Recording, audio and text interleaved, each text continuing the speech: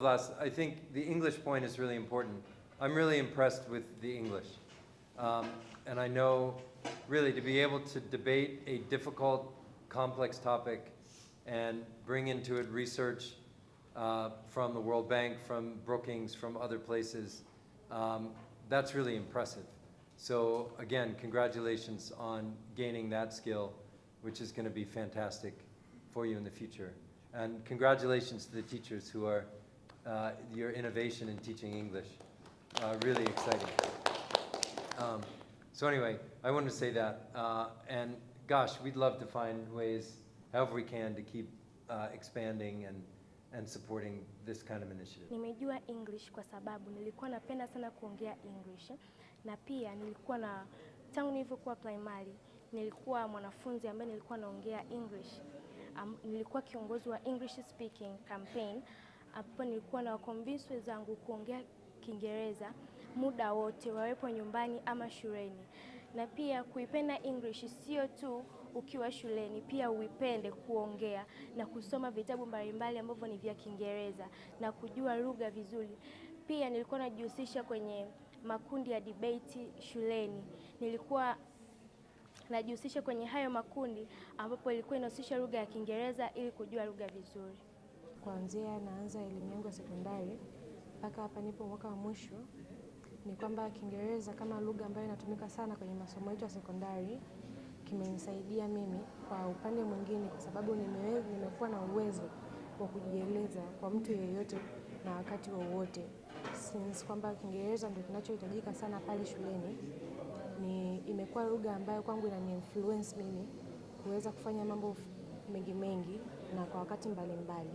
Na pia Kiingereza kama lugha ambayo inatumika kwa mujibu wa mawasiliano pale shuleni kimeweza kunisaidia pia kuwa na chance tofauti za kushiriki katika matukio mbalimbali, ikiwemo na kujiunga na kundi la Girls Empowering pale shuleni ambalo linahusisha wadada tu.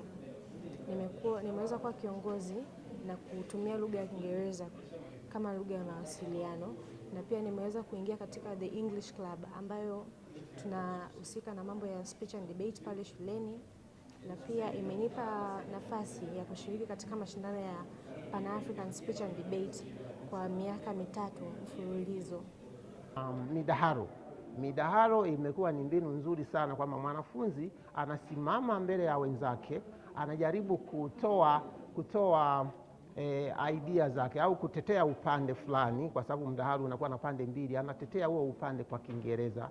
Hivyo anajaribu kuwashawishi wasikilizaji ili wampe more credit au wampe max zaidi kuwashinda wale wa upande wa pili.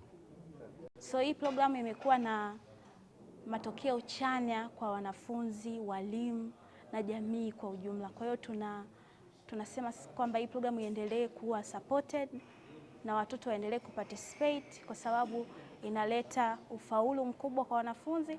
Tumeona wanafunzi wengi walio participate kwenye hii programu kidato cha 4 wamefanya vizuri sana kwenye matokeo yao, na hao wanafunzi pia tumeona wakiwa viongozi wazuri sana wakirudi mashuleni, lakini pia hata baada ya kumaliza elimu yao ya sekondari wameendelea kufanya vizuri zaidi.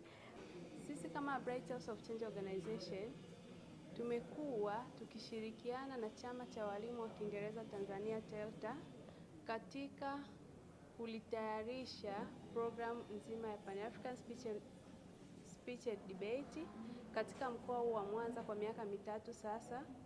Hivyo tutaendelea kushirikiana na walimu wa Kiingereza Arusha katika kuendelea kulitayarisha tukio hili.